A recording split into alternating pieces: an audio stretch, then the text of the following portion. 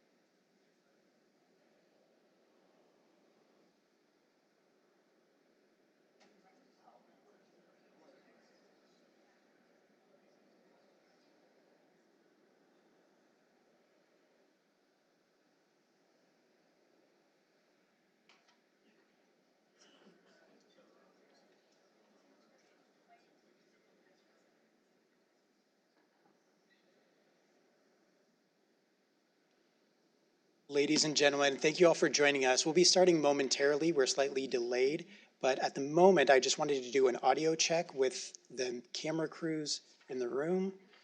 All good. We could go up on the volume level a little bit. Check, testing, 1, 2, 3. Test, 1, 2, 3. Heritage Foundation, Allison Auditorium. Sound check. How's that? Good, good, good. Okay, thumbs up.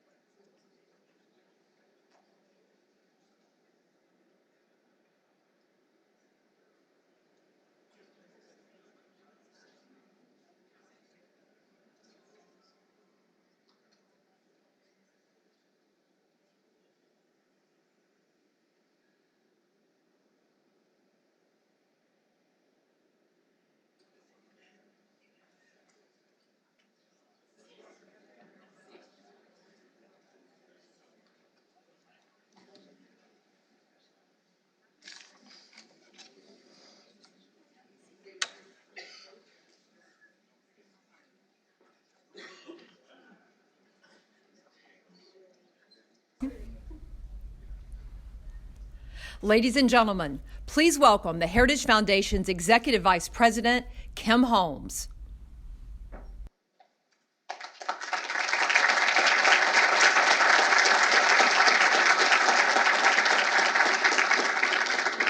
Good afternoon, everyone. Welcome to the Heritage Foundation. It's a real privilege and honor to have all of you here with us today.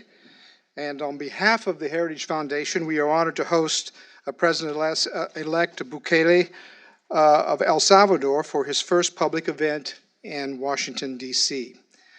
We are delighted to share this moment with so many Salvadorans and so many friends of El Salvador in both the audience here and also online.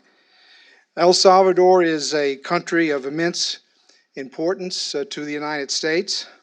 It is a longtime ally. It's a longtime trade partner. America and El Salvador have enjoyed over a century of diplomatic relations, and we are richer for the contributions of the Salvadoran diaspora. The election of Nayib Bukele represents several milestones for El Salvador. He is the youngest president in El Salvador's history. He is also the first third-party candidate to hold office since the end of El Salvador's civil war. On February 3rd, he was elected with 53% of the vote, which was avoiding a need for a runoff. As the mayor of the capital city of San Salvador, President-elect pioneered various successful violence prevention programs. He revived public spaces throughout the city, and he provided youth with sports and cultural programs. His administration also instituted a zero-tolerance policy for corruption. As president-elect, he can now take his anti-corruption agenda nationwide, and we look forward to hearing more about his plans. El Salvador is in the midst of an insecurity and economic crisis. It has the misfortune of being caught in between South America, the top drug-producing region in the world, and the United States, which is one of the top drug consumers. Violent street gangs and transnational criminal organizations have destabilized the Central American region. This insecurity has stifled economic growth, and a decade of status economic policies has worsened El Salvador's economic health.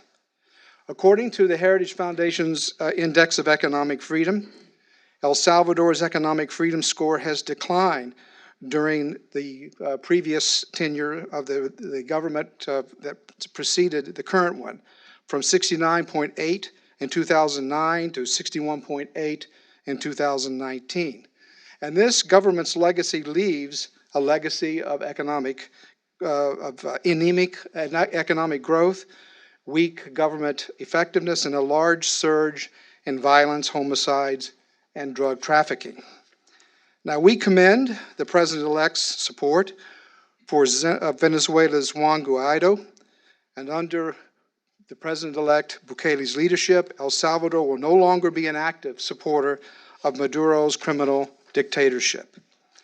Now, judging by the large social media following and the presence in this room, the President-elect needs no or very little introduction.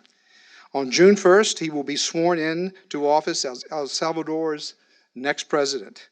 And we are looking forward to the next 5 years of his administration. So please join me in welcoming to the stage President-elect Bukele.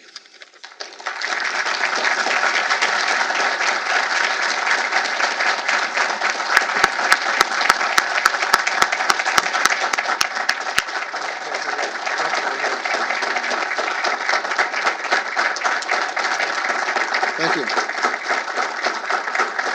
Thank you very much. Thank you. Well, this is my first public speech since we won the elections in February 3rd.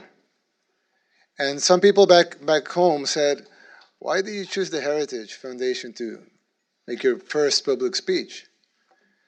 And I would say the things that the president of the Heritage Foundation just told me. This is the most influential think tank in the world right now. And El Salvador needs the support of the most influential think tank in the world. So that's why we're here. And since we always say that in February 3rd, El Salvador turned the page in the post-war era. And that's something some people say, how do you eat that? I mean, what does that mean? Everybody knows El Salvador had a war, a civil war. A 12-year-old civil war started in the 80s. It ended up in January 16, 1992, with the sign of the peace accords. But actually, we ended the war formally, but we never ended the war really. After the peace accords, the two sides of the war, one represented by Arena, and the other one represented by the former guerrilla, which then became a party, the FMLN, they continued to run the country for 27 years. They still run the country. Right now, we have in government, we have the former guerrilla in government. They will continue to rule the country till January 1st.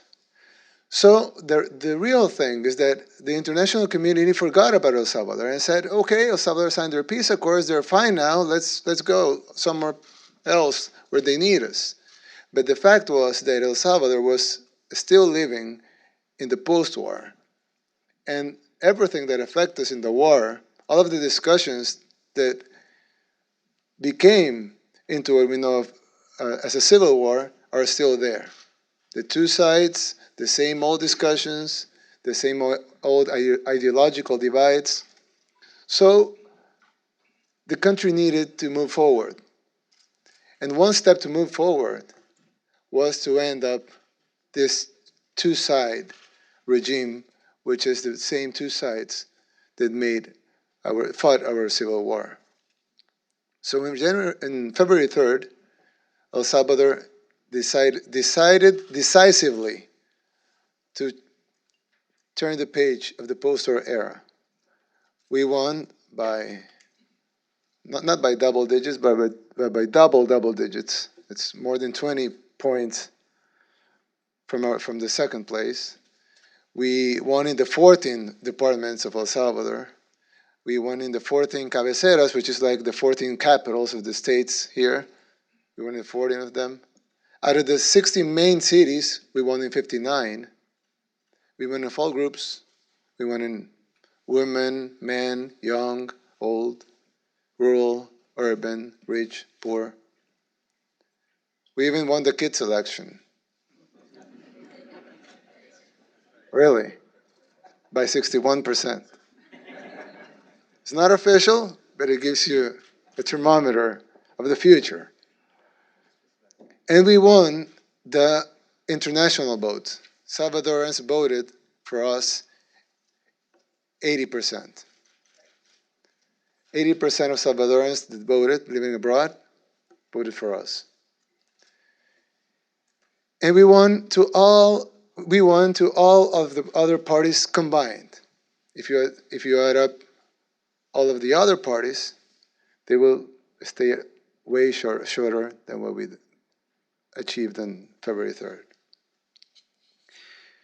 But the reality is that we got a big win. But at the same time, there's still a lot of power in the two sides that made the Civil War. They still control the National Assembly. They still control many of the institutions that make our government work. And that's the way a democracy works. But at the same time, this is one of the challenges we'll have to face if we want to move the country forward and we want to really turn the page of the post-war era. Now, there's something very important, and that's why we're here. El Salvador's relationship with the United States has eroded in the last 10 years.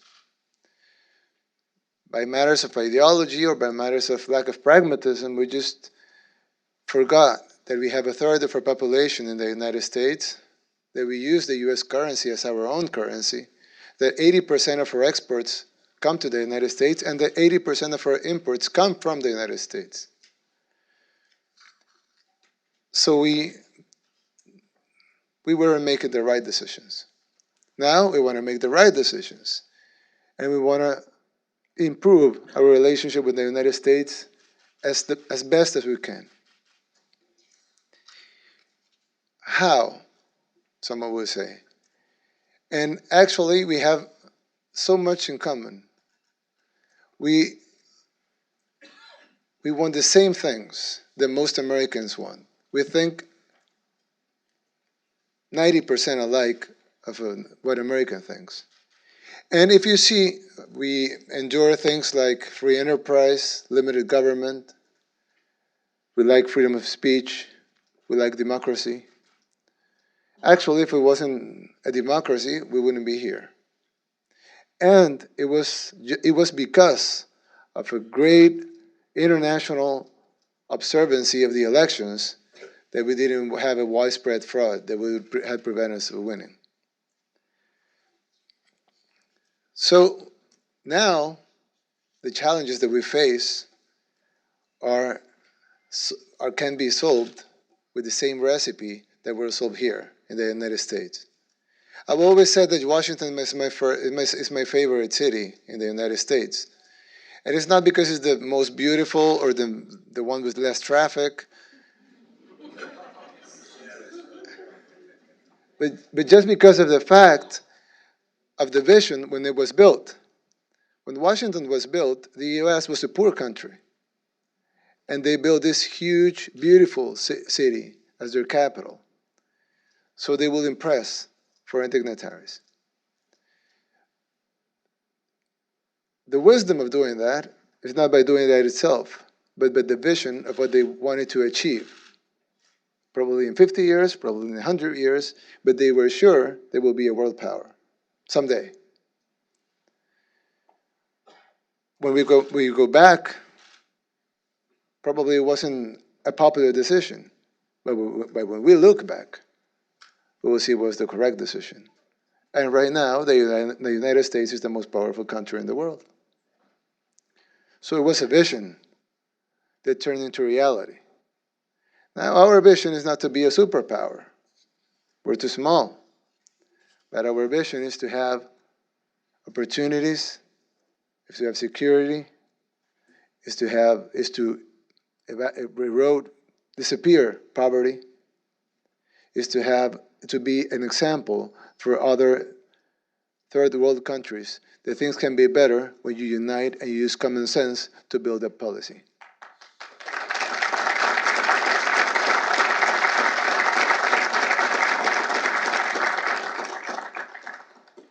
So we want to look towards the future. And like I say to some government officials we have been having meetings with, we just had a meeting with the president of Mexico. When they ask us, what do you need? We can send you aid. How much aid do you need? Or are you expecting us to increase our aid? And I said, no, we're not expecting you to increase your aid. If you actually want to end it, we're fine with it. We don't want to be aid. We don't want to be aided. We want to do business with you. If the U.S. will buy 1% of the coffee it consumes, we will not be able to grow so much coffee for that demand. If the United States will buy 1% of its sugar to us, we will not be able to produce so much sugar. So the reality is that the U.S. can send us $1 billion in aid, but that won't make a real difference. But if the United States starts doing business with us, that will really make a real difference that is solid and that will create real jobs.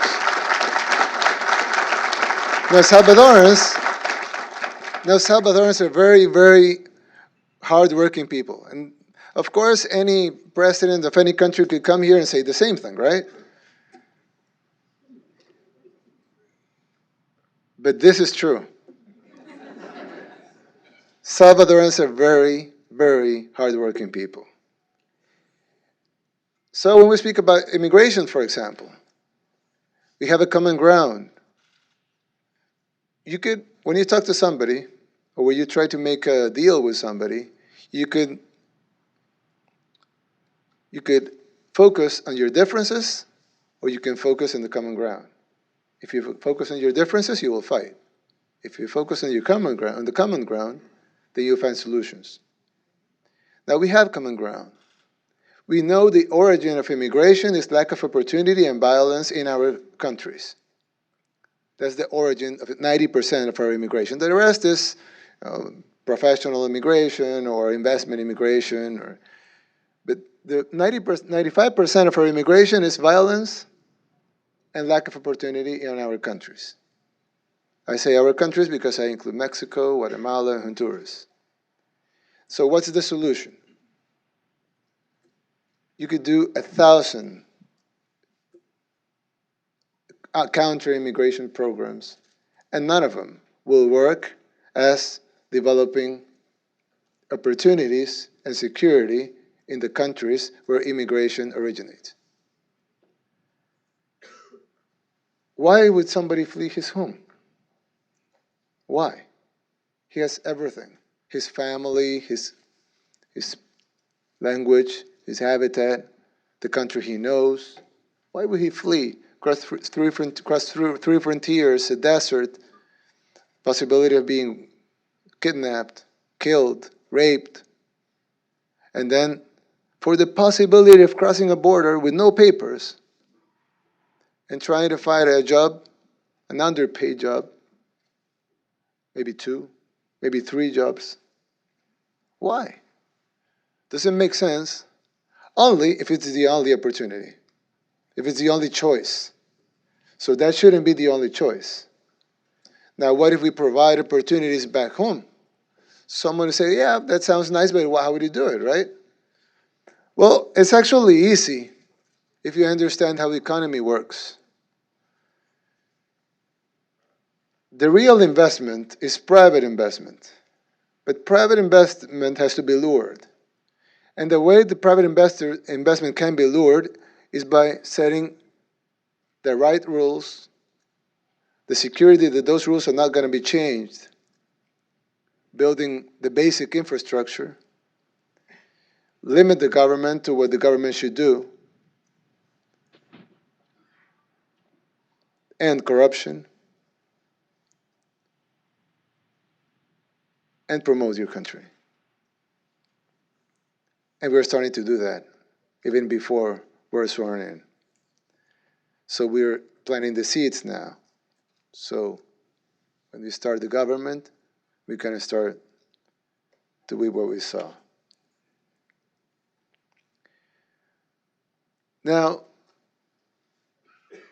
some countries would come to the United States and ask for handouts. But a handout is like giving a drug addict money. He will go out and buy drugs. We don't want any handouts.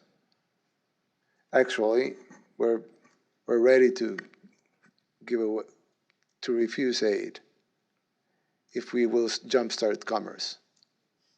We do want to do business with the United States, our greatest and most powerful ally, at the country where a third of our population lives, a country that shares so much with us, and a country we're so close.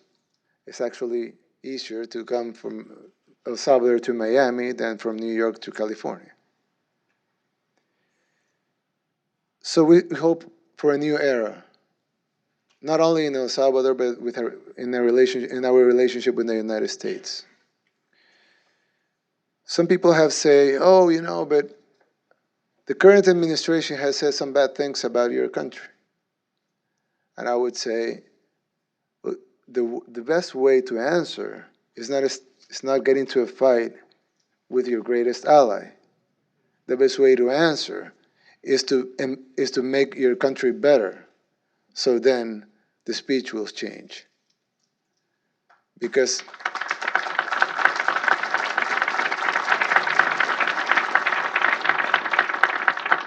when we get mad at somebody criticizing us, we're not looking to ourselves. I mean, we're not looking back to our country and say, we should start criticizing our country ourselves so we can better. Nobody can get better at something if they don't accept they're doing things the wrong way. So we want to start to do the things the right way. And I'm sure, as President Andrés Manuel López Obrador said in Mexico, the only way we'll stop immigration is if we create opportunities. And he said he is committed to end immigration before his 6 year term. So I would say that we are committed to stop immigration before our 5 year term ends.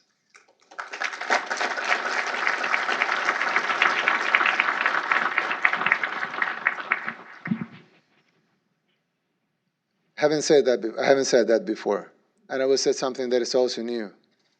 We're committed to stop 100% of the drug trafficking that comes through El Salvador to the United States.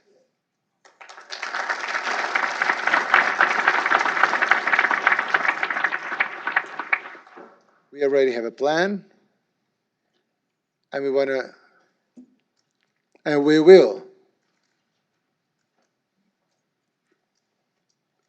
will make that plan work, and we will show the rest of the countries that if you put your will into something, if you put your resources into something, if you use common sense, and if you stop corruption, things can be done fast, and you can become an example for the other countries to do the same.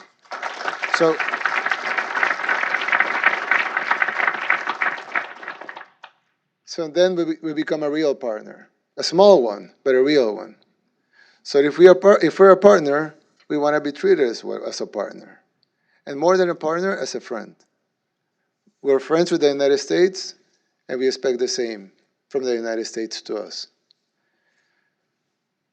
We're going to end immigration, forceful immigration. And we expect the United States to help. Not because they're going to send us aid, but because it's a common interest. We want our talents to stay in El Salvador, and we want some of the talents to come back to El Salvador.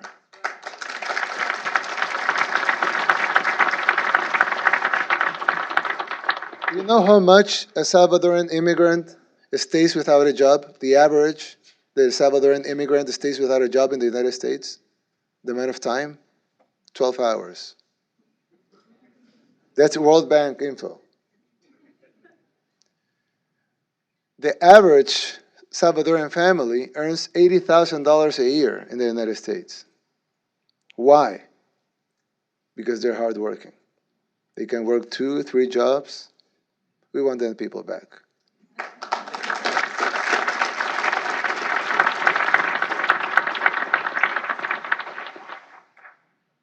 But we want to establish more trade.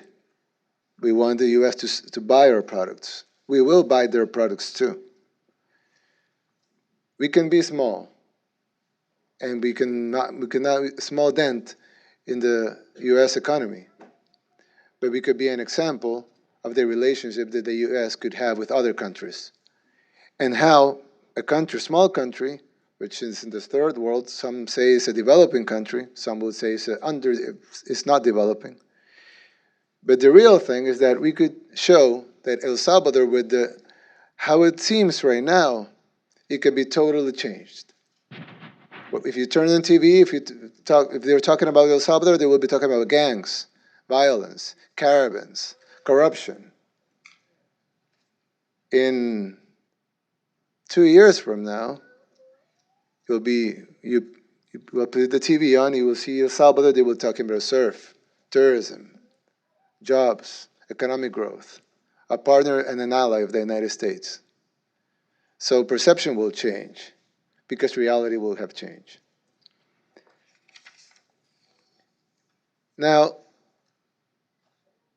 I think it's in the common interests of everybody. And we have shared this with U.S. officials of the current administration, but also with senators, with Congress people. And they have all the same goals. So why not take advantage of having the same goals? Actually, not achieving this will be a huge failure for us. So we have to achieve it. And like I said just a couple of minutes ago before entering here, I said, when I'm out of office, I'll be 42. I don't know what I do then.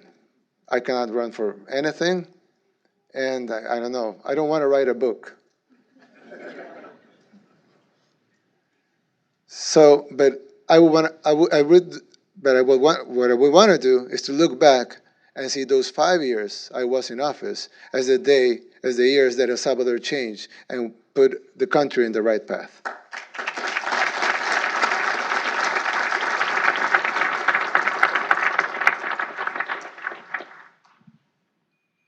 It sounds impossible, but it's not. And with the help of God, with the help of our allies, and with the help of all Salvadorans, even the ones in the opposition, especially the ones in the opposition, I'm sure we can make El Salvador an example for the world. Thank you very much, and I'm willing to answer some questions. Thank you She's so the much. boss. Thank you so much for the remarks. And thank you so much for the new announcements and the new commitments. Hold on, I think I'm a little too close to your microphone. Let me walk away. On countering corruption, immigration, and economic development. I mean, these are issues that have broad bipartisan support. So I'm sure everybody in the audience and everybody watching online is, and pretty very much enjoyed them. So we have about 20-ish minutes for question and answers. Please, if when I call on you, if you could state your name, the organization you are affiliated with, and please keep your question in question form. The only person making remarks today is the president-elect. So let's see, the gentleman right here with the red tie. And also please wait for the microphone to come to you. Thank you. Thank you very much, Mr. President. Bosco Martí, Executive Director for Mexico and Dominican Republic at the Inter-American Development Bank. You just visited Mexico. You had a great meeting with President López Obrador, and you have both envisioned that as a priority of domestic and foreign affairs to address these root causes of migration. So migration is not a necessity, but rather a decision. How do you envision this partnership with Mexico and your neighbors, and what role you think that the international financial organizations such as the IDB or the World Bank can play a role in this? Thank you very much. Thank you. I think the biggest shame a country can have is having its own population fleeing. So when we see migration, we see it as somewhat like a normal thing, and the U.S. should take all the people that are fleeing our country. But the fact is that we should be ashamed of that. I mean, why people are fleeing our country? People should be proud to be in our country, to find opportunities there, to not be threatened that they will be killed if they stayed. So I think President Obrador and I, we both share that we cannot allow this to happen anymore. And of course it will be a process, but we want to be a fast process. And we want to end immigration. I mean the forceful immigration, of course, was just 90% of it. We cannot allow our countries, in a huge, rich country like Mexico, for example, cannot allow its population to be fleeing because of lack of a job. So we will invest in several issues for creating jobs in the rural areas in the south of Mexico, in Guatemala, in Honduras, in El Salvador. We will invest in education, in safety, in lower the crime rate, in lower drug trafficking. We'll invest in infrastructure, in productive infrastructure like railroads and ports and bridges and schools, things that will have a return. Economic return or social return. We'll invest in energy projects, and we'll invest in the areas that investment has been neglected for the last 30, 40, or 50 years. So we're very confident that if why together? We could do it separately, right? But if we want to achieve real results, we have to fix the four countries. Now I can speak for El Salvador, and I can only speak for El Salvador. I can only speak a little of Mexico because I just spoke with the president. But the fact is that we have to change the way we're thinking about immigration. I think we have to stop looking if it's someone else's fault. It's our fault. And it's something that we have to fix, and it's something that we can fix. And the IDB or the IMF and the World Bank or any development bank, they're eager to invest in this. They want to do it. They have studies over studies. Information is everywhere. We have all of the information we need. The capital is there. The human capital is also there. The land is there. The common sense is there. I think what we have been lacking all of these years is common sense, the political will of doing things, some vision. You don't need a huge vision, but some vision, and too much corruption. We have to tackle on corruption. If politicians are there to steal money, then we'll never get to anywhere. No money will suffice if politicians are stealing the money. But I guess I've always said the money will suffice if no one is stealing.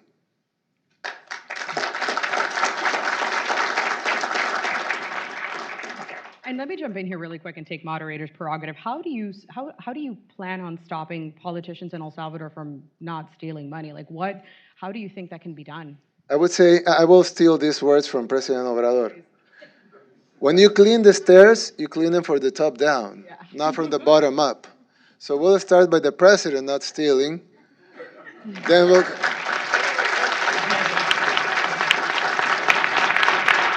go on for our cabinet members not stealing. I cannot put my hands on fire for the 3,000 confidence positions that we have to fill in the government, but I can put my hands on the fire for the people that we're going to put that will check that nobody is stealing, and if someone is, we'll bring him to the authorities, and we'll send all the documents and all the proofs and let the authorities do their job. But we're not going to let people steal in the government, and we're going to put our own agency inside the government, and we're also calling for an international commission to help us in fighting corruption.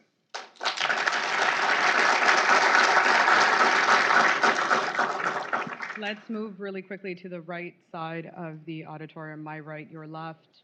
Apparently red is a very popular color for ties today. The gentleman here in the front. I'm brother.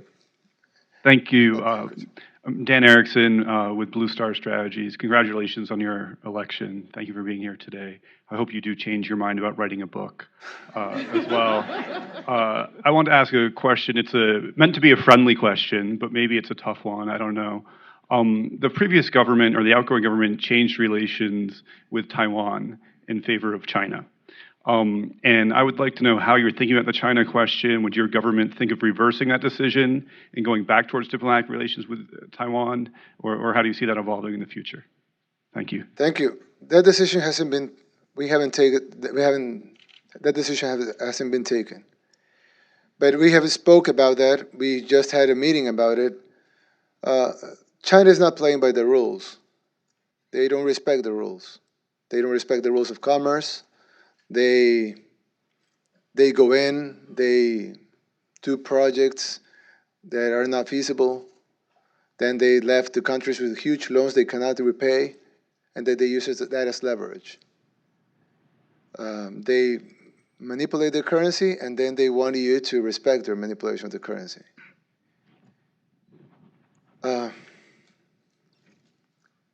They are not a democracy, which, I mean, there's not the only not democracy in the world, but they meddle into your democracy.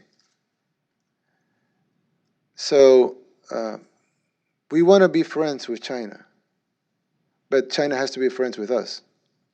And we don't mean money or investment, but respect.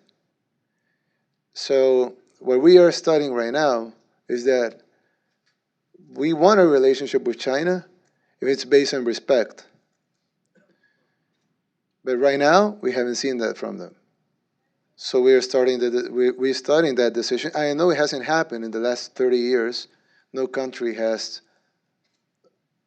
turned away in their relationship with China, with the second biggest economy in the world. And they say, in the meeting that we have earlier, they say, like, you need a little courage to stand to China. But the fact is that we're not standing to China. We're just demanding respect. And if they respect us, we can have a relationship with them. If they don't respect us, we cannot have a relationship with them, even if they are the second biggest economy in the world.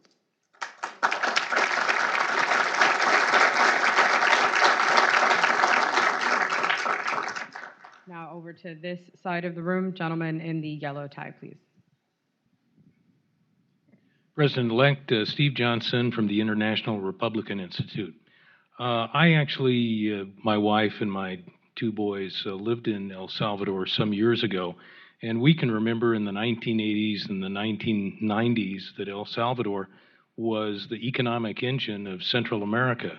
And you mentioned jump-starting the economy with increased trade with the United States, but part of that involves building capacity within your own country and recuperating the manufacturing and the innovation and the creativity that your country once had. As a businessman yourself, how would you do that? By letting the people that can do it, do it. One thing that governments tend to get confused is to thinking that they can create all that creativity and productivity, and they can't, just because of the fact that the way the government works. Government is supposed to facilitate that people have their own creativity and ingenuity, and they jumpstart the economy. For example, right now, we have in a bottleneck almost $10 billion in investment in El Salvador. So we just have to remove the bottleneck, and $10 billion will flow. Right now, OPEC, which we have a meeting on Friday, has pledged to invest $5.8 billion in the three countries of the Guatemala, Honduras, and El Salvador. So you get a chunk of it. 1 billion, 2 billion, it depends on your project. It depends on the projects of the private sector that want to invest in El Salvador. So these are loans for the private sector, not for the government. So government must provide some things. For example, we want to promote surfing. We have one of the best surfing beaches in the world, but we don't have the infrastructure. So hotel chains cannot go because they don't have sanitation of water, they don't have good roads, they don't have good electricity. But we already have the most difficult things to have, which are the waves. To build a road, some of the power line, and the water sewage, I mean, that should be common sense. We can do that. And let the hotels and let the restaurants and the surf shops and the diving shops, let them have their own creativity to put their businesses there and grow and fight for the clients, and let the business sector do what the business sector does, which is grow the economy, hire people, invest more if they do good, do good things and try to be more creative so that they get the clients that they want to get. And now in an international market, 1% of the international market is more than El Salvador's capacity. So of course it will be a success. So if anybody wants to invest in surfing, hotels, or anything, we will have a boom in tourism. And of course it will require some government investment, like everything, police, security, but we'll do that. And at the end of the time, I'm sure that tourism will be a booming industry in El Salvador. And a couple of years from now, you will start saying again that El Salvador is the motor of Central America.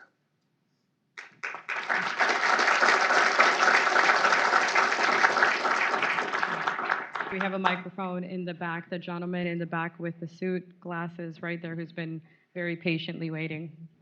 Thank you very much. Alexander Kravitz from Insight. Thank you for your remarks, Mr. President-elect.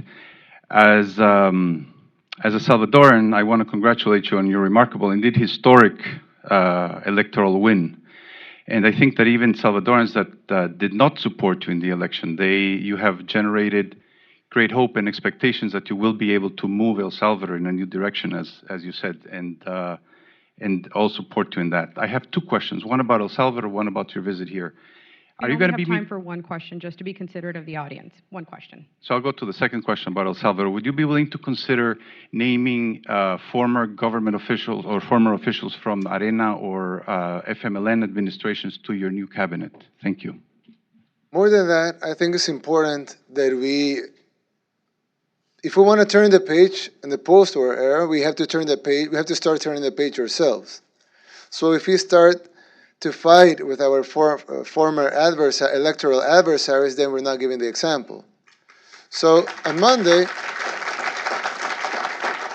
actually on Monday, I'm meeting with the president of Arena to find some common ground in the National Assembly.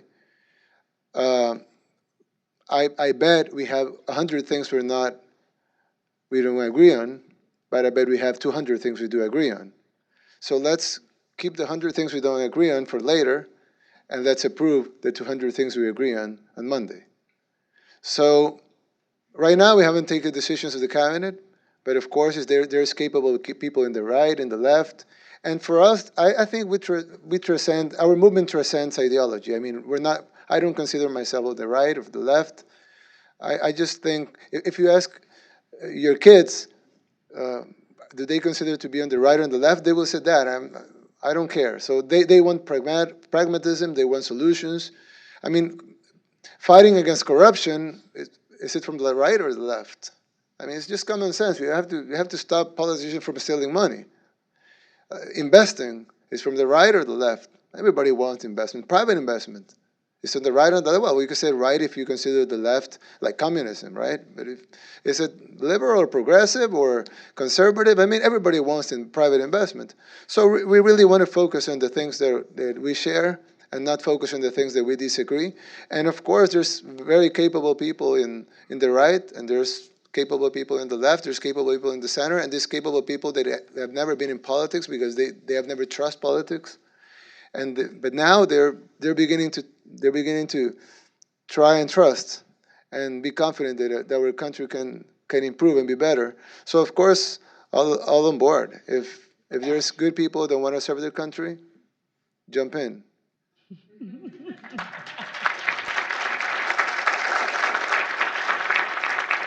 So you're collecting job applications on the way out, correct? Yes. Okay, all right, just making sure. We have a gentleman here. They are not very well paid, though. No. And they're not allowed to steal. So it's a kind of a sacrifice, but you're allowed to sacrifice. There you go. I think the gentleman right over here. Thank you. First of all, congratulations on an amazing victory. Those that didn't believe now are believers. But I have a question for you. Can we have your name and your Yes, organization? my name first? is Thank Mario you. Velasquez. I'm a senior consultant with the Southwest Voter Registration and Education Project in the Southwest of the U.S. So my question is about impunity. I haven't heard you speak about impunity, but I assuming with everything else you said, impunity is included. So I want to hear from you, Mr. President-elect, that you will be firm and uncompromising when it comes to acts of impunity that we have seen from the right and we have seen from the left in El Salvador, cases like Jose Luis Merino, who act in complete impunity on many aspects of the economy. I think that history has shown us that corruption is on the left and on the right. We have seen these examples in the 20 years Arena governed, and we have seen the same examples in the 10 years FMLN governed. We will not tolerate impunity. And that's a fair answer. We'll not tolerate impunity, we'll not tolerate corruption. And we are so committed to that we are calling for an international commission to help us do it. Why? Because an international commission is at a lesser risk to be corrupted than a national one. Because they come from another place. They didn't have connections in our country, and they have a clear mandate and legitimacy. So we're calling for an international anti-corruption and anti-impunity commission to come to El Salvador, and of course we're not going to protect anybody. And you mentioned names from one party, but if it's from our party, it's the same. No corruption and no impunity, no matter where it comes from.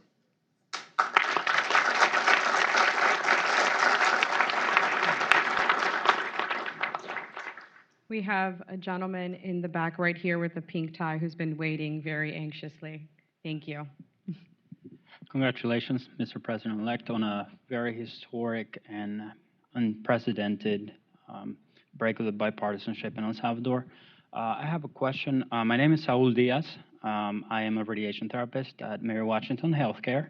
And my question to you comes from the comment that you made that Salvadorans are one of the most hardworking people that you know.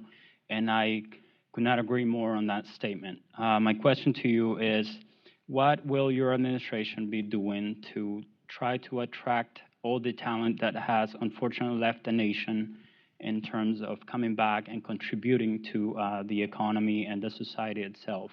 I left the country due to the lack of opportunity my family and I did when I was a child. And through all adversity, I have fought very hard, and I am now a professional in the healthcare industry. So I am very interested to know your position on what your administration will be doing to give an incentive to all the professionals that are around the world that would want to come back to the country and contribute. Thank you. 2 years ago, the government was doing some things that were not good. And some people in the opposition started calling for young people to come out to the streets and stop that. Nobody showed up. Crowds were 10, 15, 20 people. That's not even a crowd.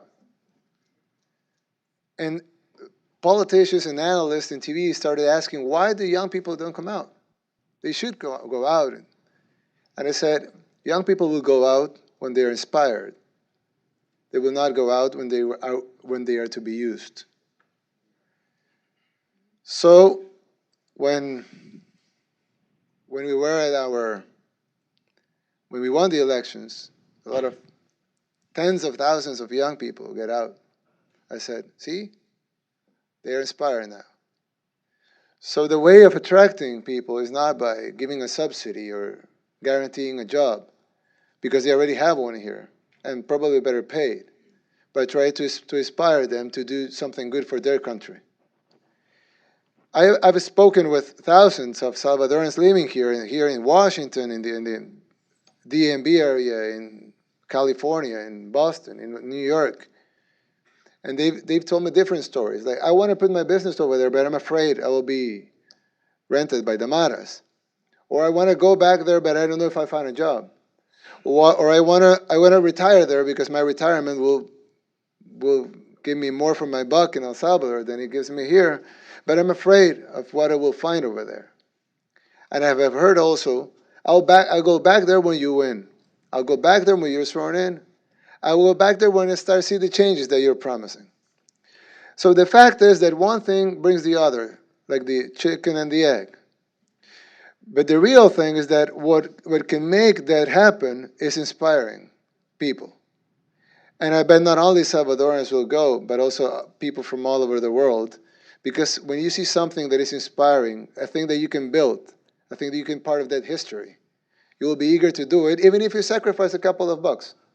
But you will see that you're doing something important. And a lot of people want to do something important in their lives. I mean, I could state as a businessman, I could earn more money than the president's salary. But the fact is that I wanted to do a change.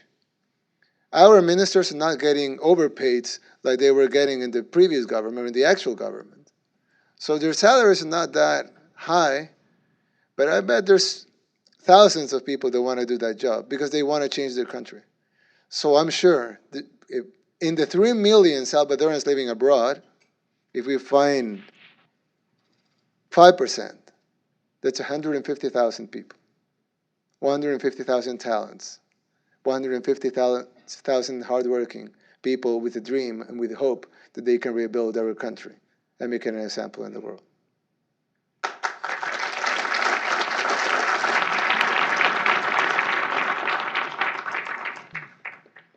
All right, we have time for one more question just to keep things running on time today. And I'm trying to think who are the hands that have been up for a while. The gentleman there in the pink tie. Yes, the woman has the voice. Yeah. You chose only. Thank you. I really? Yeah. I am so sorry. I did not mean to do that on purpose. So, sir, I'm so sorry. Very Thank well. you very much for, I appreciate that. Thank you. Thank you very much. So right here, yes, thank you. Let's do that.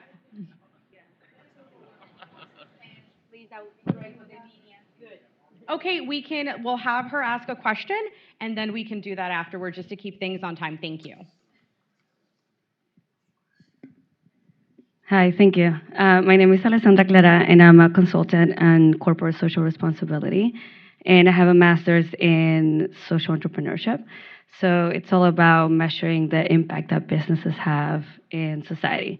And my question, and first and foremost, I'm Salvadorian, and I voted for you, so I'm very hopeful. So I really want to ask, what do you think the role of the private sector will have in your administration? And what are you doing to build partnerships with that? Thanks. What does an investor want? Returns, security, rules not to be changed after he makes his investment, and the ability to get his money in and out whenever he wants. And a common sense market. I mean, if he sells shoes, he wants people that buy shoes, right? That's very easy to provide. And right now we live in a world where, for example, Central America, Nicaragua is in such troubles. They lost 40,000 jobs. They just lost 40,000 jobs. Guatemala is in a political turmoil. Also Honduras. If I wanted to invest in Central America, I would invest in El Salvador. And if we have the right rules, people are confident that we're not changing them, we increase our security, our physical security, and we change the topic of the conversation. Because right now, conversation is caravans, is immigration, maras. But if we change the topic of conversation to positive things, even in those issues, I mean, we can talk about those issues, but in a positive way, because things are changing through the positive things. I'm sure, and this, I mean, mark my words, I'm sure we will have a boom in private investment in El Salvador in the next months, just by showing our willingness to work with them and our acceptance of the importance of private sector investment.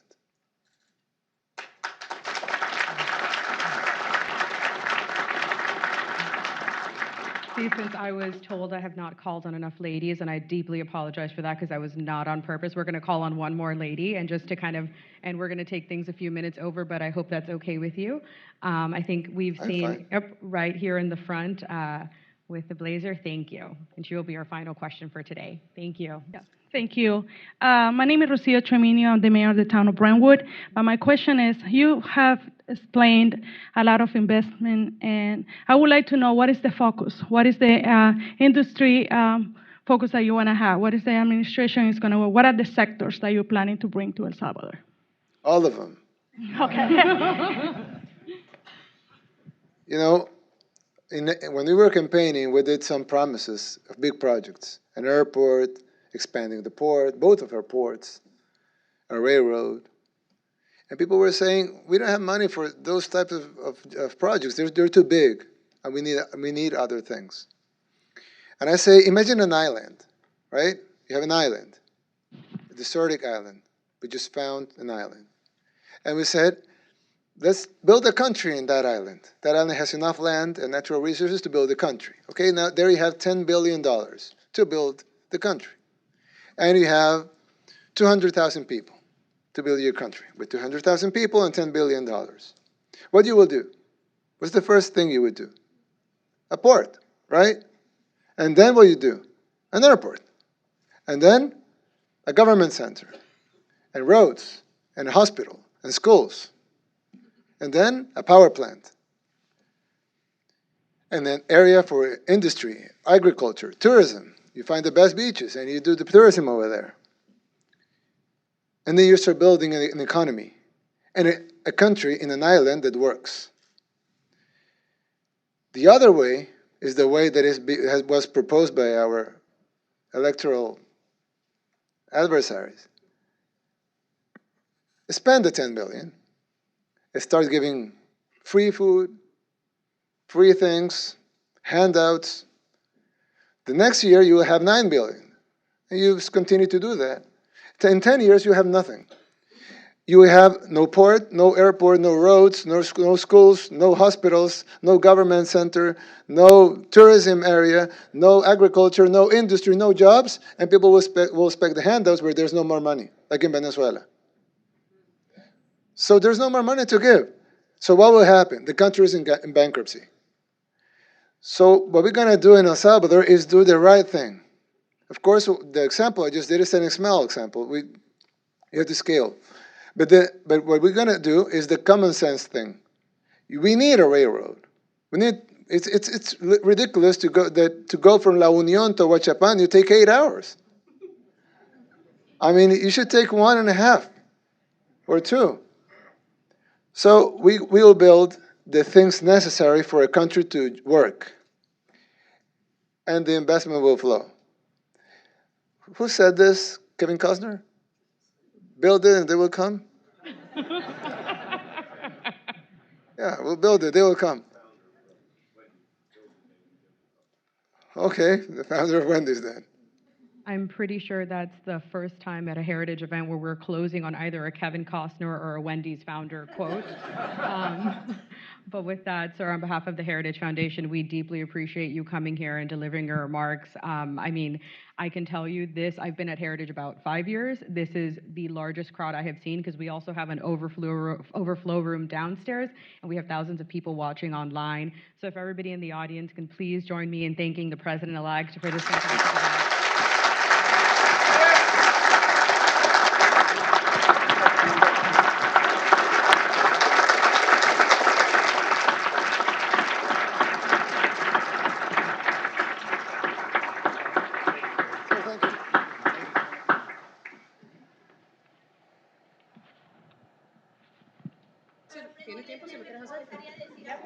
If everybody can stay quiet for a few minutes so we can record.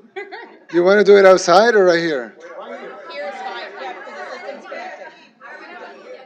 Right here? Okay, so we just need everybody to be quiet then. So then how about everybody take a seat and let's be quiet for 2-3 minutes if we can do that, if you guys don't mind. Awesome, thank you.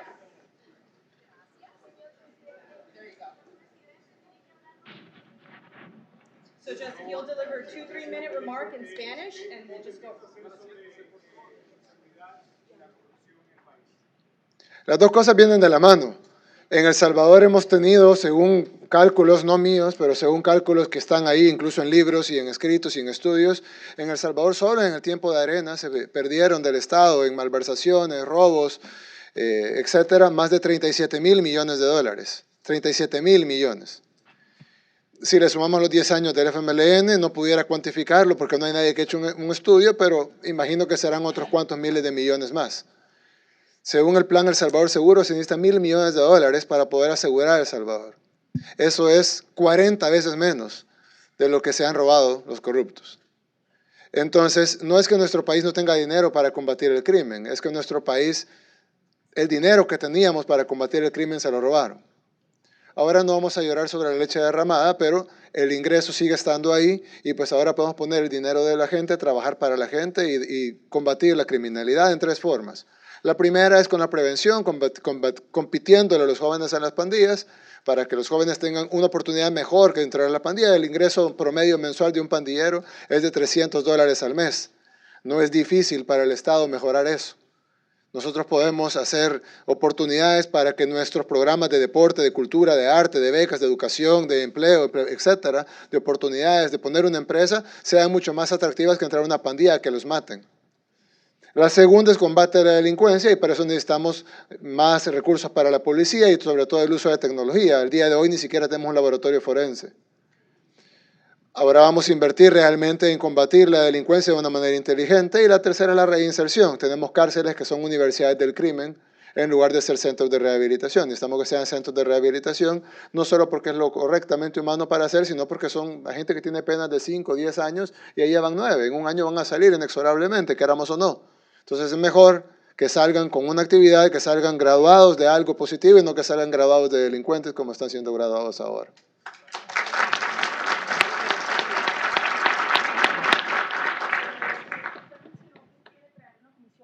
internacional para empezar a trabajar, mencionó una comisión internacional para comenzar a trabajar en la corrupción en El Salvador. ¿Esta comisión ya está haciendo gestiones en la OEA o por medio de qué organismo lo haría? Y segunda, ¿cómo va a empezar a votar El Salvador en temas de Nicaragua y Venezuela en la OEA? Está fácil.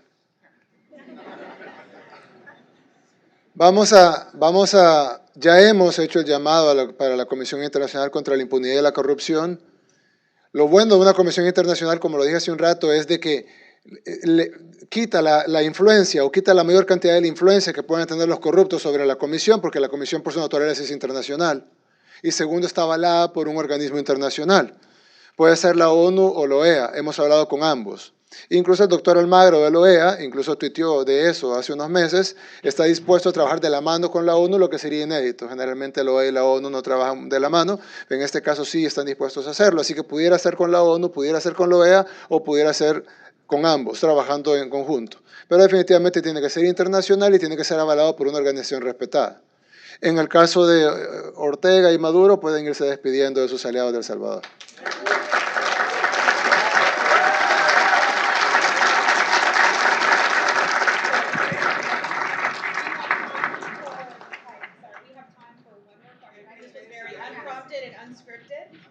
But just, I think, one more question for Spanish language media since the event was in English. And I will leave it up to the president for the credentialed media. So You pick. I pick? Perfect. Yeah. Okay. Pick a woman. A woman, yes. So, right over here. I know, so we have, female journalists, please raise your hand. Right over here. Let me see. I think we also had one to the right, if I'm not mistaken. Let me see. No, it's fine, guys. Give me 30 seconds. Right there? Right over there with the microphone. Thank you so Hi. much. Hola a todos. Represento Así es mi gente. El tema sobre el TPS y los Dreamers es un tema muy importante. Quería que explicara cuál es el plan para que los que están aquí ya con el TPS y el Dreamer pudieran llegar a una residencia permanente aquí en los Estados Unidos.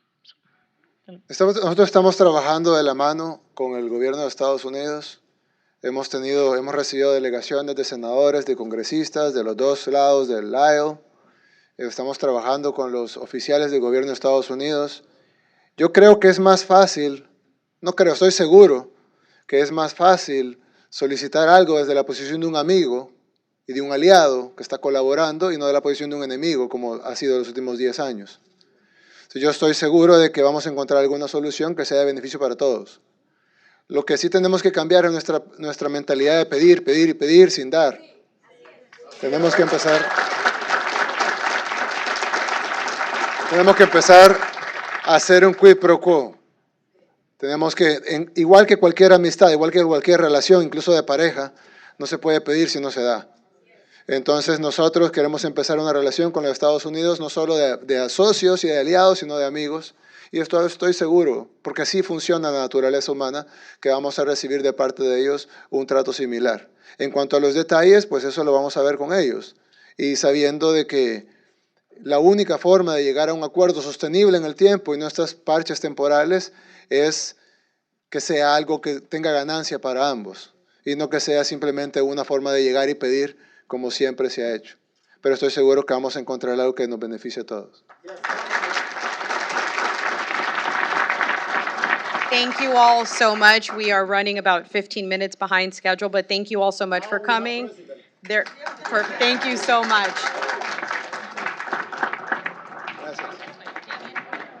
Gracias.